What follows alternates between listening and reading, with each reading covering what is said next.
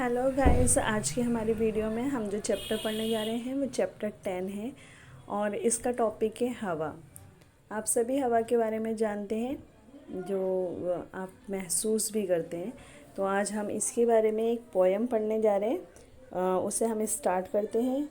अजब ठंडी ठंडी हवा चल रही है, ये गर्मी में पंखे हमें झल रही है इंसान हैवा की जान इसी से, फूलों और फलों की सब शान इसी से।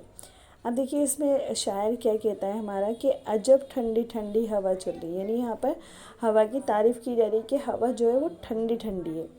और इस जब ये हवा चल रही है तो हमें ऐसा फील हो रहा है कि जैसे कोई हमें पंखा झल रहा हो।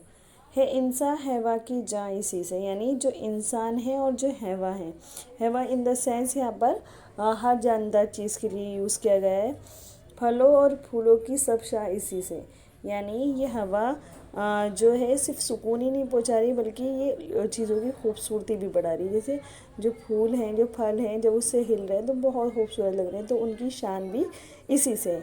हवा ही ना होती तो फिर क्या धरा था, इधर सांस रुकता उधर दम फना था। यानी कि हवा सिर्फ हमारे लिए सिर्फ हमें ठंडक ही नहीं पहुंचाती बल्कि ये हमारी सांस के लिए भी बहुत इम्पोर्टेंट है। आप सभी जानते हो कि हवा में जो ऑक्सीजन होता है वो कितना इम्पोर्टेंट होता है हमारे लिए।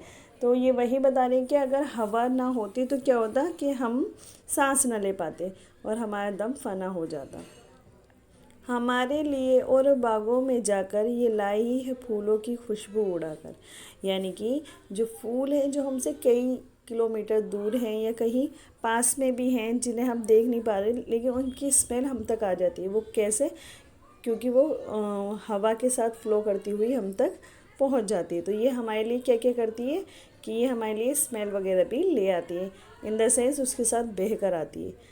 समुंदर से आई तो सौगात लाई, यानी कि ये हवा सिर्फ एक जगह से नहीं आती, ये हर जगह से होती हुई आती है जहाँ समुद्र भी हैं। मिटाने को गर्मी के बरसात लाई। आपको पता होगा वेपोरेशन जो वाष्पीकरण होता है उसका पूरा प्रोसेस कि पानी से ये भाप उड़ाते हुए ले जाती है और फिर उसकी वजह से हमारी जो बरसात होती है वो होती है। तो ये हमारे लिए क्या तोहफा लेके आती है कि जब हवा चलती है तो बरसात वगैरह का भी बन जाता है मौसम।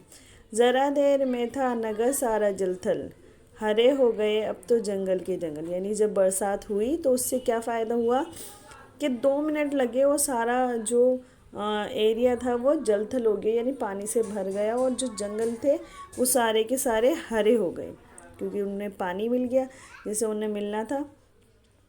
हवा देखिए अगर बिगड़ने पे आई, यानी कि ये तो यहाँ पे पॉजिटिव चीज़ बताई हवा की कि उससे क्या क्या फ़ायदे हुए, लेकिन नेगेटिव रोल हवा का कहाँ शुरू होता है कि अगर ये बिगड़ने पे आ जाए, यानी ये अपनी रफ्तार को बदल दे तो रहते नहीं शहर बस्ती सराय। यानी कि अगर ये अपनी हवा स्पीड ज़रा सी भी तेज़ कर दे तो जो हमारे शहर होते हैं, बस्ती होते हैं, वो बिल्कुल भी नहीं रहते, यानी उन्हें उजाड़ देती है।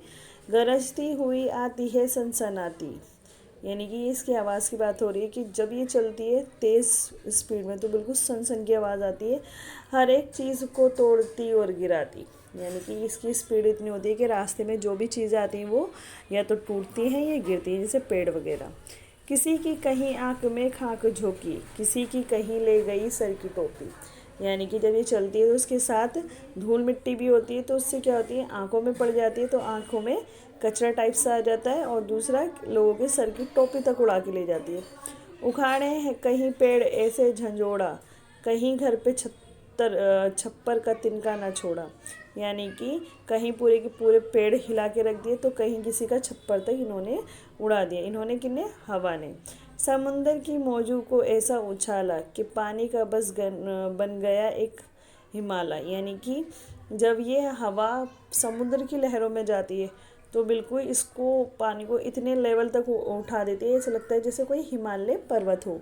जहाज़ों के इसने परखच्चे उड़ाए कि जाकर समुद्र की तह में समाए। अजब शे है निया जहाँ में हवा भी के नेमत भी कहें इसे और बला भी। यानी कि जो हवा है वो एक नेमत की तरह है, लेकिन अगर हम इसके रोल को नेगेटिव रोल भी देखें तो ये एक बला की तरह भी है। ये हमारे लिखा है शफीकुद्दीन मीर ने। आई होप ये आपको समझ में आया होगा। अगर नहीं आया तो आप मुझे कमेंट सेक्शन में बता सकते हैं।